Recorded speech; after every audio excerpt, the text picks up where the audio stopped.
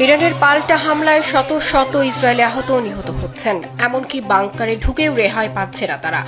Israel সরকার হতাহতের প্রকৃত সংখ্যা গোপন করছে এবং হাসপাতালগুলোতে প্রবেশ সীমিত করেছে।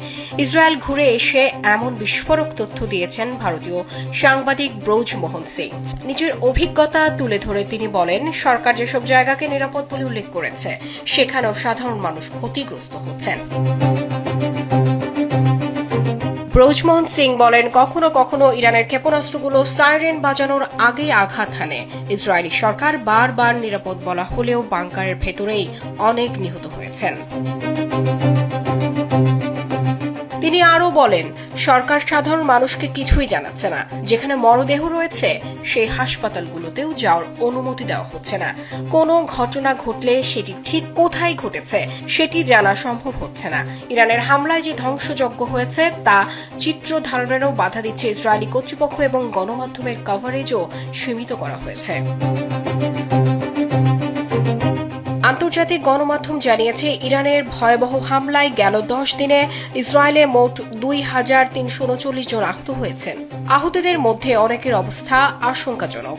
এই অবস্থায় ইসরায়েল মধ্যাঞ্চলে ক্লাস্টার বা গুচ্ছ বোমা নিক্ষেপ শুরু করেছে ইরান। এই সব বোমা নির্বিচার ইসরায়েলের বিস্তীর্ণ এলাকা জুড়ে ছড়িয়ে পড়ছে।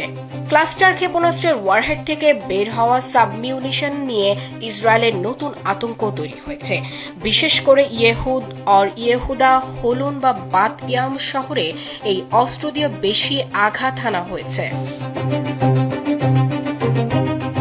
এদিকে ইরানের ক্ষেপণাস্ত্র হামলার আতঙ্কে জেরুজালেমের ঐতিহাসিক ওয়েস্টার্ন ওয়াল বা পশ্চিমা প্রাচীর থেকে ঈশ্বরের উদ্দেশ্যে লেখা হাজার হাজার চিঠি সরিয়ে নিচ্ছে ইহুদিরা। তাদের দীর্ঘদিনের ধর্মীয় প্রথা অনুযায়ী সাধারণ রোশ হাসানা বা পাস ওভারের মতো বড় উৎসবগুলোর ঠিক আগে এই প্রাচীরের ফাঁকে জমে থাকা লাখ লাখ প্রার্থনাপত্র সংগ্রহ করা হয়। এরপর অত্যন্ত শ্রদ্ধার সঙ্গে ধর্মীয় রীতিনীতি মেনে জেরুজালেমের মাউন্ট অব অলিভস বা জলপাই পাহাড়ে সেগুলো সমাহিত করা হয়। কিন্তু চলমান ইরান ইসরায়েল যুদ্ধের কারণে এবার আর উৎসবের জন্য অপেক্ষা করছে না কর্তৃপক্ষ।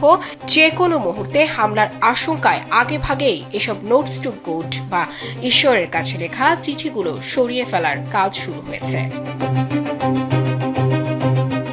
পশ্চিমা প্রাচীরের প্রধান ধর্মগুরু সমুয়েল জানিয়েছেন, সংগৃহীত প্রার্থনাপত্রগুলো অতীতের মতোই ধর্মীয় পবিত্রতা বজায় রেখে মাউন্ট অফ অলিভসে সমাহিত করা হবে। বিশ্লেষকরা বলছেন, প্রথা ভেঙে আগেভাগেই ঈশ্বরের চিঠি সরিয়ে নেওয়ার এই দৃশ্য প্রমাণ করে যে ইরান ইসরায়েল সংঘাত এখন কেবল আর সামরিক ময়দানে সীমাবদ্ধ নেই, বরং তা ইসরায়েলিদের দৈনন্দিন ও ধর্মীয় জীবনকেও আতঙ্ক সৃষ্টি করেছে। মারিয়া বিনতে ইলিয়াস, কালবেলা।